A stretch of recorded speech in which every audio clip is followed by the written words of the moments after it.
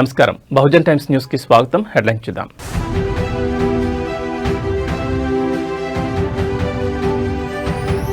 కేంద్ర పథకాలను ఏపీకి ఎక్కువగా తీసుకురావాలి. హెచ్ఓడీల సమావేశంలో సీఎం చంద్రబాబు కీలక వ్యాఖ్యలు.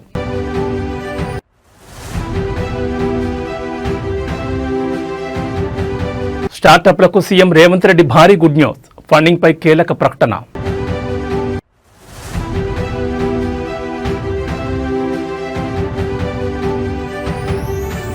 గూగుల్ సీఈఓ సుందర్ పిచాయ్తో మంత్రి లోకేష్ భేటీ.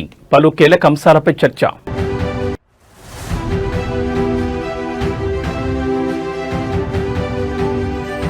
మరోసారి పసిడి ప్రియులకు షాక్. భారీగా పెరిగిన బంగారం, వెండి ధరలు. ఇక డీటెయిల్స్ చూస్తే ప్రపంచవ్యాప్తంగా తెలుగువారు సాధిస్తున్న అసాధారణ విజయాలు ఆంధ్రప్రదేశ్ బ్రాండ్ను పెంచాయని ముఖ్యమంత్రి చంద్రబాబు ఉద్ఘాటించారు. ప్రపంచంలో ఏ దేశం వెళ్లినా ఎక్కువ తలసరి ఆదాయం సంపాదించే వ్యక్తులు తెలుగువారే అన్నారు. సచివాలయంలో నిర్వహించిన సమావేశంలో సీఎం చంద్రబాబు మాట్లాడారు. ప్రపంచంలోని ఏ దేశంలోనైనా విదేశీ విద్య కోసం విదేశాలకు వెళ్లే వారిలో అధిక శాతం తెలుగువారే ఉంటారన్నారు. ప్రపంచం తెలుగువారి ప్రతిభను గుర్తించిందని, అది మన బ్రాండ్ అని ఆయన పేర్కొన్నారు. విశాఖ భాగస్వామ్య సదస్సు ద్వారా రాష్ట్ర బ్రాండ్ను తమ సరిదిద్దామని, ఈ సదస్సు ద్వారా 13.26 లక్షల కోట్ల పెట్టుబడులు వచ్చాయని, దీనివల్ల 16 లక్షల మందికి ఉద్యోగాలు వస్తాయని ప్రకటించడానికి తాను గర్వపడుతున్నానని తెలిపారు. ఇప్పటికే ఎస్ఐపిబి ద్వారా 8.29 లక్షల కోట్ల పెట్టుబడులు గ్రౌండ్ అయ్యాయని వెల్లడించారు. దేశంలోని అత్యధిక పారిశ్రామిక పార్కులో ఉన్న రాష్ట్రంగా ఆంధ్రప్రదేశ్ నిలిచిందని కేంద్ర ప్రభుత్వం సైతం పార్లమెంట్లో ప్రస్తావించిందని గుర్తు చేశారు. లాస్ట్ ఇయర్ అంటే 5 సంవత్సరాలు ఏ స్టేజ్కి తీసుకొచ్చారంటే లాస్ట్కి వచ్చే కొందికి సెంట్రలీ స్పాన్సర్ స్కీమ్స్ వాడుకోవడం మానేసి వాళ్ళ డబ్బులు డైవర్ట్ చేసి గవర్నమెంట్ ఆఫ్ ఇండియా రూల్స్ మార్చారు ఆంధ్రప్రదేశ్ కోసం.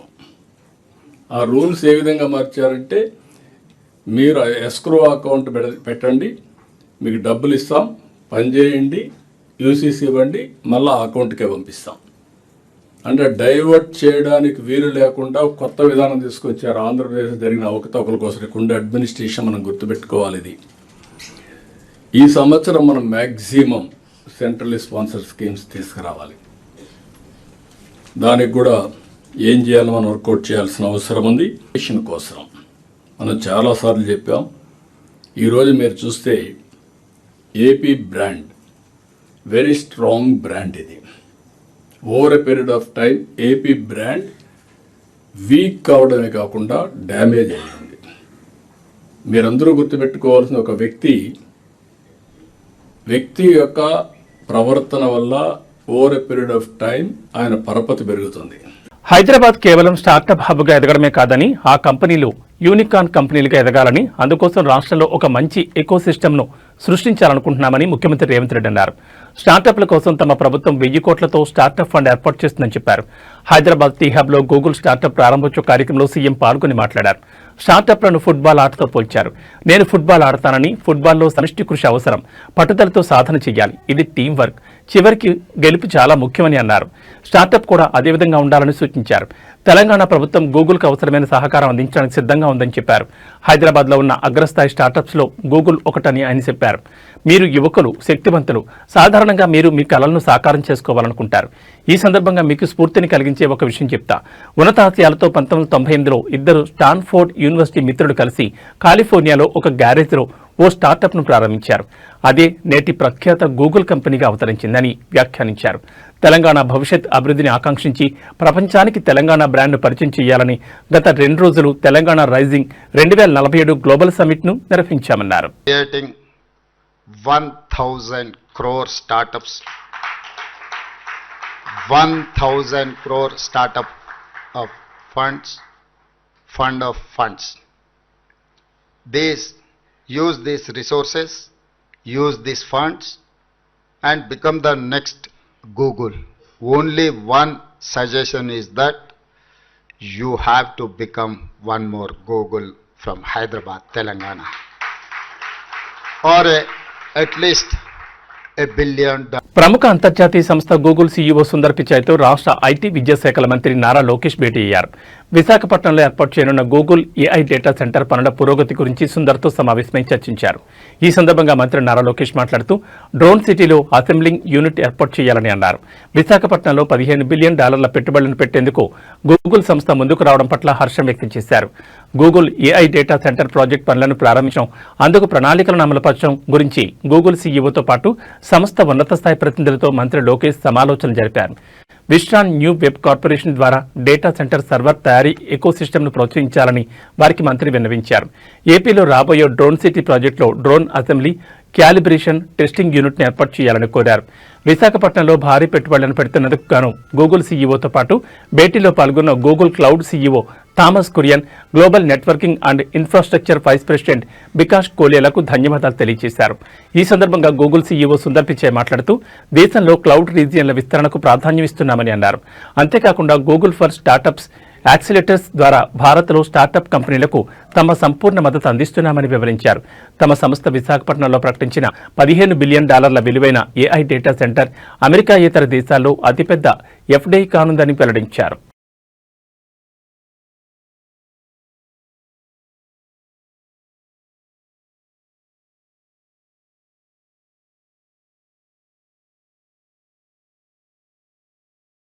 ఏలూరు జిల్లా దెందులూరు నియోజకవర్గంలో రాజకీయ వాతావరణం ఒక్కసారిగా వేడెక్కింది. టీడీపీ ఇక్కడ సమావేశం నిర్వహిస్తున్న నేపథ్యంలో శాంతి భద్రతల పరిరక్షణ కోసం పోలీసులు ముందస్తు చర్యలు చేపట్టారు. వైసీపీ మాజీ ఎమ్మెల్యే అబ్బాయి చౌదరిని ఆయన నివాసంలోనే గృహ నిర్బంధంలో ఉంచారు. ఈ రోజు దెందులూరులో టీడీపీ ఓ సమావేశం ఏర్పాటు చేసింది. ఇదే రోజు వైసీపీ శ్రేణులు కూడా సంతపేట నుంచి భారీ ప్రదర్శన నిర్వహించాలని నిర్ణయించాయి. ఒకే ప్రాంతాల్లో ఇరు పార్టీల కార్యక్రమాలు తలపెట్టడంతో ఘర్షణలు జరిగే ప్రమాదం ఉందని పోలీసులు అంచనా వేశారు. దీంతో ఎలాంటి అవాంఛనీయ ఘటనలు జరగకుండా ఉండేందుకు కొండలరావుపాలెంలోని అబ్బాయి చౌదరి ఇంటి చుట్టూ భారీగా పోలీస్ బలగాలు మోహరించి ఆయన్ను బయటకు రాకుండా కట్టడి చేశారు. గత కొంతకాలంగా దెందులూరులో TDP MLA Chintamaneni Prabhakar, YCP నేత అబ్బాయి చౌదరి వర్గాల మధ్య తీవ్రమైన విభేదాలు కొనసాగుతున్నాయి. సోషల్ మీడియా పోస్టులు, లీజ్ బకాయిల వివాదాలు వంటి అంశాలతో పలుమార్లు ఉద్రిక్తతలు చోటు చేసుకున్నాయి. ఈ పరిణామాల నేపథ్యంలో నియోజకవర్గంలో 144 సెక్షన్ విధించే యోచనలో పోలీసులు ఉన్నట్టు తెలుస్తోంది. ఇరు పార్టీల నేతలు, కార్యకర్తలు సంయమనం పాటించి శాంతి భద్రతలకు సహకరించాలని పోలీసులు విజ్ఞప్తి చేస్తున్నారు. అది కొంతసేపు అండి, ఒక హాఫ్ అన్ అవర్ ఆగి వెళ్ళిపోదాం అంటే చక్కగా రండి కాఫీ తాగి, కొత్తగా వచ్చారు మా ఎదురు నియోజకవర్గం, చక్కగా కాఫీ తాగుదాం, కూర్చుందాం కాసేపు.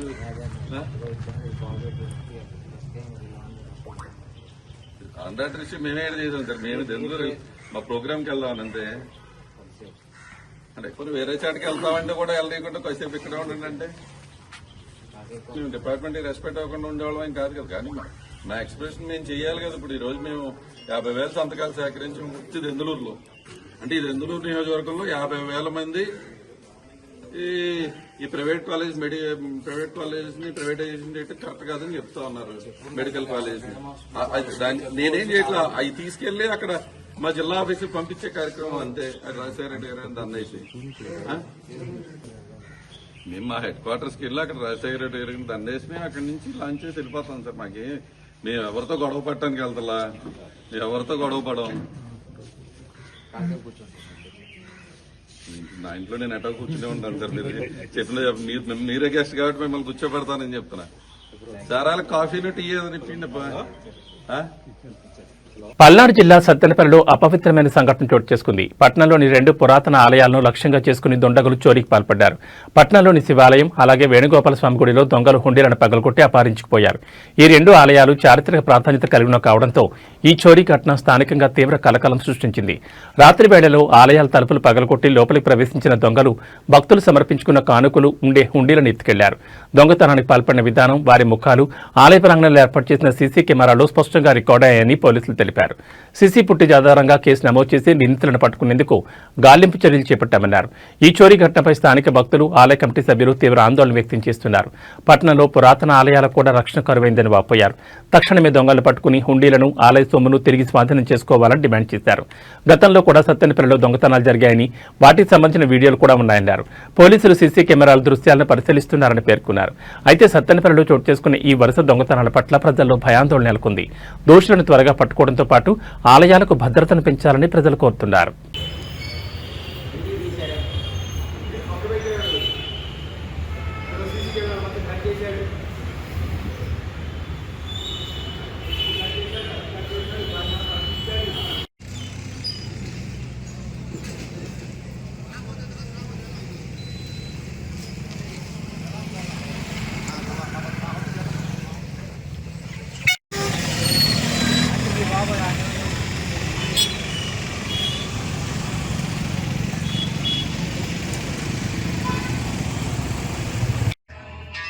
ఫిర్యాదు ఉండి తిన్నా సార్.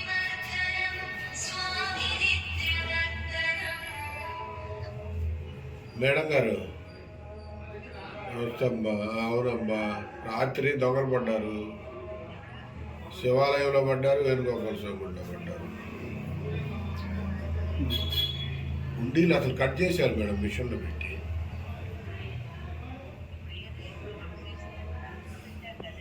ఉన్నాయి, సీసీ కెమెరాలు కూడా ఉన్నాయి అక్కడ కూడా.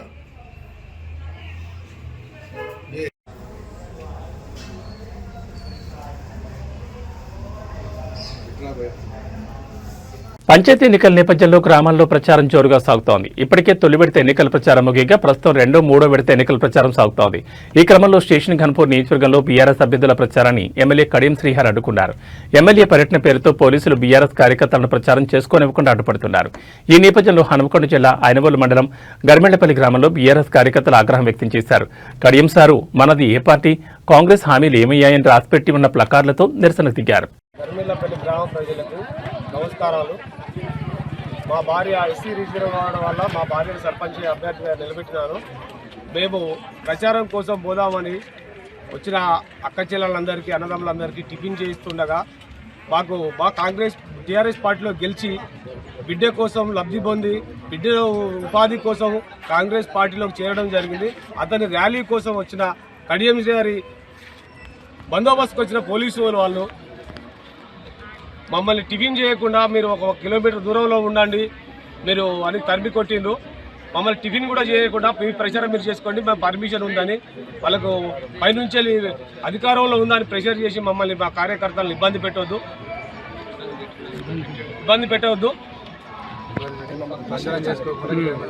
ప్రచారం చేయకుండా కిలోమీటర్ దూరం పంపించినారు. ప్రచారం మేము చేసుకుంటుంటే పోలీసు వాళ్ళు వచ్చి మీరు ఇక్కడ వేయద్దు, మేము వాళ్ళకి ఇచ్చాం పర్మిషన్, మీకు పర్మిషన్ లేదు అని నెట్టేయడం జరుగుతున్నది. దాదాపు 1 కిలోమీటర్ దూరం మమ్మల్ని తరిగి కొట్టడం జరుగుతున్నది. మా వెనకనే రావడం జరుగుతున్నది జబర్గడ్డ పోలీసు వాళ్ళు. మేము ఏమనుకున్నా కూడా మా ప్రచారం మేము చేసుకోవడం జరుగుతుంది. మాకున్న ధైర్యం, మా ఉంగరం గుర్తు పక్కా గెలుస్తుంది. ఆ భయం వాళ్ళకు చుట్టుకొని కాంగ్రెస్ వాళ్ళు చేస్తారని వాళ్ళ ప్రచారం ఆపండి సార్ అని పోలీసు వాళ్ళు చెప్పడం జరిగింది. వాళ్ళు వచ్చి ముందుకు వచ్చి నూకేయడం జరుగుతున్నది, మమ్మల్ని నెట్టేయడం జరుగుతున్నది. కనీసం రోడ్డు మీద ఉండే పర్మిషన్ మాకు లేదని బెదిరిస్తున్నారు సార్ వాళ్ళు. మరి వాళ్ళకి ఎందుకో మరి అట్లా ఏం వాళ్ళు చెప్పిలో కాంగ్రెస్ వాళ్ళు మా బీఆర్ఎస్ వాళ్ళను చూస్తే మాత్రం వాళ్ళు తరిమి కొట్టే పరిస్థితి వచ్చింది. మాకు 100% గెలిచేది మాత్రం మా ఉంగరం గుర్తే. జై తెలంగాణ. నేను ఎమ్మెల్యేను, అధికారం మా చేతిలో ఉంది, మీరు ఎవరికి ఓటేశారో నాకు తెలుస్తుంది. పోలింగ్ డబ్బాలో చూస్తా అంటూ ఆలేరు కాంగ్రెస్ ఎమ్మెల్యే ఓటర్లకు మాస్ వార్నింగ్ ఇచ్చారు. నా సొంతూరు సైదాపురంలో 1 వార్డు ఓడిపోతే నేను ఓడిపోయినట్లే అంటూ తీవ్రస్థాయిలో ధ్వజమెత్తారు. గ్రామ పంచాయతీ ఎన్నికల్లో భాగంగా మంగళవారం యాదగిరిగుట్ట మండలంలోని పలు గ్రామాల్లో ఎన్నికల ప్రచారం నిర్వహించారు. ఈ క్రమంలో తన సొంతూరైన సైదాపురంలో కార్నర్ మీటింగ్లో మాట్లాడుతూ బెదిరింపులకు పాల్పడ్డారు. సైదాపురం నా సొంత గ్రామం, మీరంతా మా కుటుంబ సభ్యులే. కాంగ్రెస్ పార్టీ బలపరిచిన అభ్యర్థి గెలుస్తాడని సర్వేలని చెప్తున్నాయి. అభ్యర్థి గెలుపు లాంఛనమే అని పేర్కొన్నారు. కొంతమంది కికిరిగాళ్లు ఇండ్లలోకి వచ్చి ఓట్లను అడుగుతున్నారని మండిపడ్డారు. గ్రామంలో కాంగ్రెస్ సర్పంచ్ ఉంటేనే అభివృద్ధి చేస్తారని తెగేసి చెప్పారు. 1 వార్డు ఓడిపోయినా నేను ఓడిపోయినట్లే. 1 ఓటు బీఆర్ఎస్ పార్టీ అభ్యర్థికి వేసినా నా మీద ఒట్టే. వీరభద్రస్వామి మీద ఒట్టే చెప్తున్నా. ఒక్కొక్కటి పని చెప్తా, వాళ్ళ తాట తీస్తా, నా ఇంటికి వస్తారు, పనులు చేయించుకుంటారు, నాపైనే పోటీకి దిగుతారా? గుర్తుపెట్టుకోండి, నా గడపను తొక్కనీయా అంటూ మాస్ వార్నింగ్. ఈ క్రమంలో సైదాపురం గ్రామానికి హామీల వర్షం కురిపించాను. సొంత నిధులతో ఫంక్షన్ హాల్ నిర్మిస్తానని, సంక్రాంతి వరకు మరో 70 ఇందిరమ్మ ఇళ్లను మంజూరు చేస్తానని హామీ ఇచ్చారు. అవునా కాదా? కొంతమంది సాటుంగా వచ్చి మన కులం మనోడు 1 ఓటేయమంటున్నారు. వేస్తారా? అట్లా నమ్ముకున్న పార్టీకి మోసం చేస్తారా? చేస్తే నేను చూడన్నా. ఇప్పుడు నేను ఎమ్మెల్యేను, డబ్బాలు ఎవరు ఓటేస్తున్నారు నాకు తెలియదా? 1 ఓటు పోతే నా మీద ఒట్టే, 1 ఓటు పోతే నా మీద ఒట్టే. పక్క పార్టీకి పోయినోడు కూడా మనోడే, ఆడు నా బామ్మర్దే. వాడు నేను వేరే ఎంపీటీసీ ఇస్తారా బామ్మర్ది అంటే నన్ను జనాలు అడ్డుకున్న వీడియోలు సోషల్ మీడియాలో పెడితే అంతు చూస్తానని ఖానాపూర్ ఎమ్మెల్యే వెడ్మా బొజ్ పటేల్ బెదిరింపులకు దిగారు. సర్పంచ్ ఎన్నికల ప్రచారంలో భాగంగా ఊరూరా తిరుగుతున్న ఆయనను మంచిర్యాల జిల్లా చెన్నారం మండలం దేవునిగూడ గ్రామంలో ప్రజలు నిలదీశారు. ఎన్నికల సందర్భంగా కాంగ్రెస్ పార్టీ ఇచ్చిన హామీలను ఎందుకు నెరవేర్చడం లేదని జనం ప్రశ్నించారు. దీంతో సమాధానం చెప్పలేక ఎమ్మెల్యే ప్రచారాన్ని మధ్యలోనే వదిలేసి వెళ్లారు. గ్రామాల్లో జనం తనను అడ్డుకున్న వీడియోలను సోషల్ మీడియాలో పెడితే అంతు చూస్తానని బెదిరించారు. కోపంతో చిందులు వేశారు. మీ గ్రామానికి 1 ఇందిరమిల్లు రాకుండా చేస్తాం, ఏం చేసుకుంటారో చేసుకోండి అని బెదిరింపు ధోరణిలో మాట్లాడారు.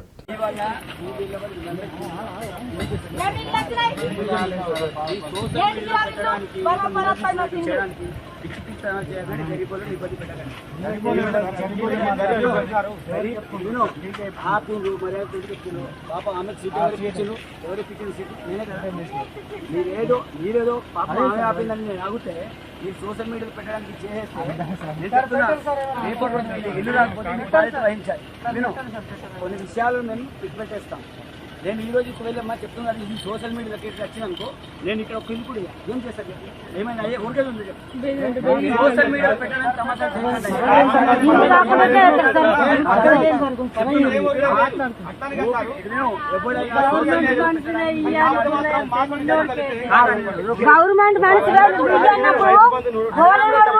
అడగడం తప్పలేదు. నేను చెప్తాను అడగడం తప్పలేదు. వీళ్ళు ఏం చేస్తారు సోషల్ మీడియా రేపు ఏ ఒక్క మీడియా మీరు ఇక్కడ ఆడినట్టు ఏమైనా సోషల్ మీడియా రావాలి, దానికి బాధ్యత మీరు ఇద్దరు చెప్తున్నారు. మీరు ఎవరైతే సోషల్ మీడియా చెప్తున్నారు.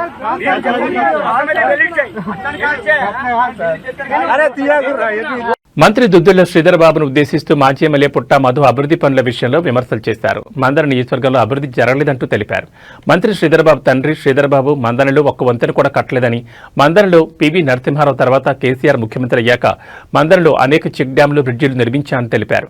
శ్రీధర్ బాబు గెలిచి 2 సంవత్సరాలు అవుతోంది. ఇప్పటి వరకు మందనలో ఒక్క పని కూడా చేయలేదని ఆరోపించారు. దమ్ము ధైర్యం ఉంటే దుద్దిల శ్రీధర్ నువ్వు ఈ 2 సంవత్సరాల ఏం చేసినావు? కనీసం ఒక వంతెనన్న కట్టినవా? మీ నాయన ఒక వంతెన కట్టలే, నువ్వు ఒక వంతెన కట్టలే. పివి నరసింహారావు గారు తర్వాత బీఆర్ఎస్ పార్టీ ప్రభుత్వంలో కేసీఆర్ గారి నాయకత్వంలో నేను ఎమ్మెల్యేగా ఉన్నప్పుడే అనేక బ్రిడ్జిలను కట్టినాం, అనేక ప్రాజెక్టులు కట్టినాం. ఇక్కడ చెక్ డ్యామ్ అద్భుతంగా కనబడతా ఉన్నది. ఈ చెక్ డ్యామ్ను కూడా మేమే నిర్మించినాం. ఈ చెక్ డ్యామ్ వృధా అన్నవు నువ్వు తెలివిలేని దద్దమ్మం కానీ నువ్వు మంచి పనులు ఆలోచించవు కనుక నేను ఇవాళ దుద్దిల శ్రీధర్ ఇప్పటికైనా కళ్ళు తెరువు, ఇప్పటికైనా ఈ ప్రజల పక్షాన ఆలోచించు. మొదటి సంవత్సరం వృధా చేసిండు, 2వ సంవత్సరం పూర్తిగా వృధా చేసిండు. ఇప్పటి వరకు 24 నెలలలో 24 పైసల పని కూడా దుద్దిల శ్రీధర్ చేయలేదని దానికి సోమన్పల్లి బ్రిడ్జే సాక్ష్యంగా, నిలువుటెద్దు సాక్ష్యంగా కనబడుతున్నది. ఈ ప్రతిపక్షాలను లేకుండా చేస్తాం, లీడర్లను కొనుగోలు చేస్తాం, ఏ విధంగానైనా మేము గెలుస్తామంటున్నారు. మమ్మల్ని పూర్తిగా అంతమొందించడానికి, కేసుల పాలు చేయడానికి ప్రయత్నం మీరు ఏదైతే చేస్తున్నారో, ఏది చేసినా ఈ కంఠంలో తుదిరి శ్వాస ఉండే వరకు ఈ సమాజం మేల్కొల్పు కోసం అయితేనేం అధికారంలో ఉంటే పని చేస్తాం, ప్రతిపక్షంలో ఉంటే నీ మెడలు వంచడానికి కోసం, నీ కాంగ్రెస్ ప్రభుత్వాన్ని మెడలు వంచడానికి కోసం. ఖచ్చితంగా అడవి సోమన్పల్లి బ్రిడ్జిని చూసి అవమానపడాలి కాంగ్రెస్ పార్టీ నియోజకవర్గంలో. మరి నువ్వు చేసిన అభివృద్ధి 2 సంవత్సరాలలో 24 నెలలలో నువ్వు మాలాగా మొదటిసారి ఎమ్మెల్యే అయినవు నీ కాదు. నీ అయ్యా కాడ నుంచి నీ దాకా 40వ సంవత్సరం ఇప్పుడు నడుస్తా ఉన్నది. కనీసం ఈ బ్రిడ్జికి సున్నమేలాంటి దద్దమ్మవు నువ్వు. ఖచ్చితంగా ఈ ప్రజాక్షేత్రంలో నీ మెడలు వంచుతాం, ఈ సమాజం ముందట నిన్ను దోషిగా నిలబెడతామని ఈ సందర్భంగా గుర్తు చేస్తూ సూర్యాపేట జిల్లా తొంగతుర్తి నియోజకవర్గం నూతనకల్ మండలం లింగంపల్లి గ్రామంలో కాంగ్రెస్ నాయకుల చేతిలో హత్యకు గురైన బీఆర్ఎస్ కార్యకర్త మల్లయ్య భౌతికాయానికి మాజీ మంత్రి ఎమ్మెల్యే జగదీష్ రెడ్డి, మాజీ ఎమ్మెల్యే కాదర్ కిషోర్ నివాళులర్పించారు. అనంతరం వారు మృతుని కుటుంబాన్ని పరామర్శించి వారికి అండగా ఉంటామని హామీ ఇచ్చారు. ఈ సందర్భంగా మాజీ మంత్రి ఎమ్మెల్యే జగదీష్ రెడ్డి మాట్లాడుతూ 6 నెలల క్రితమే కాంగ్రెస్ పార్టీ అంతర్గత తగాదాలతో ఒక హత్య జరిగింది. పోలీసుల నిర్లక్ష్యం వల్లే ఈ హత్య జరిగిందని నేను ఆ రోజు చెప్పాను. దురదృష్టవశాత్తు ఈ రోజు ఇంకో హత్య జరిగింది. ఈ గడ్డపై గతంలో కాంగ్రెస్ పార్టీ నాయకులు హత్యలు చేసిన సంస్కృతి ఉంది. మేము 10 ఏళ్లలో ఆ సంస్కృతిని రూపుమాపడానికి ఎంతో కృషి చేశాం. కానీ అధికారంలోకి రాగానే మళ్లీ హత్యలు మొదలుపెట్టారు. హత్యకు గురైన మల్లయ్య కుటుంబానికి మా పార్టీ తరఫున మేము ఎల్లప్పుడూ అండగా ఉంటామని హామీ ఇచ్చారు.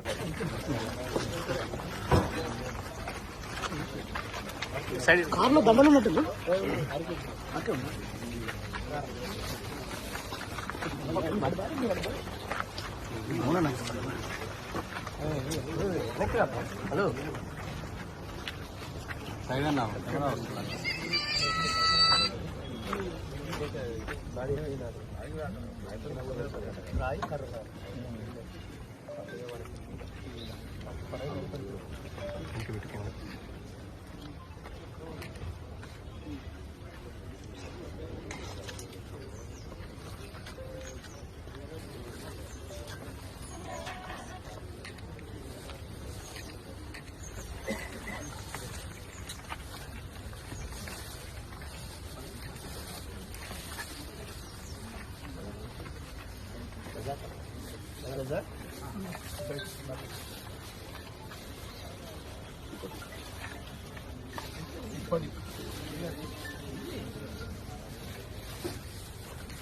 నెలల క్రితమే ఒక హత్య జరిగింది.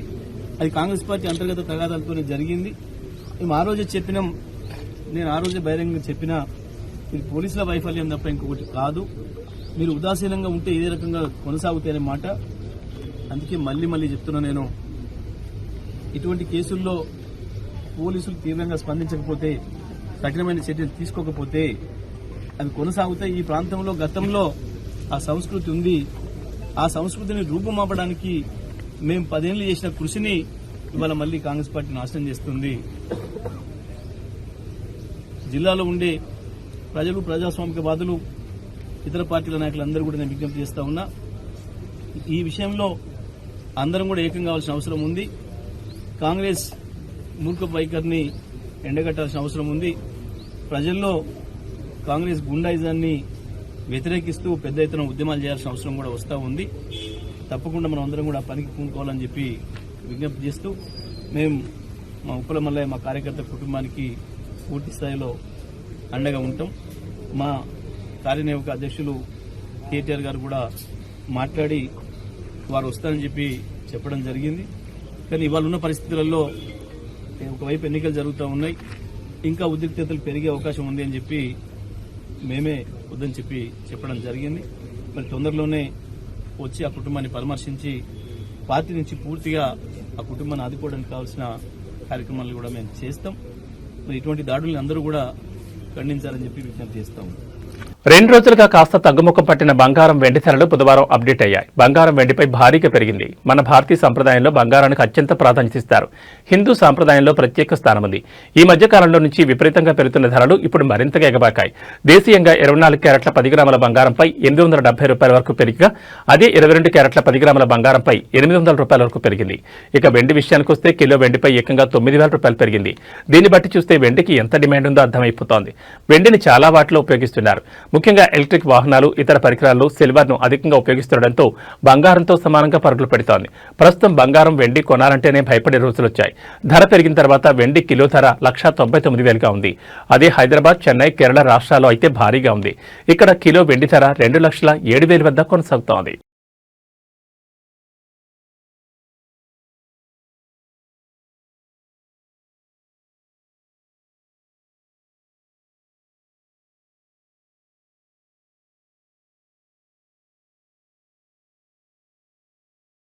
ఇవి ఈ బులెటిన్ విశేషాలు. మరో బులెటిన్లో మళ్ళీ కలుసుకుందాం. నమస్కారం.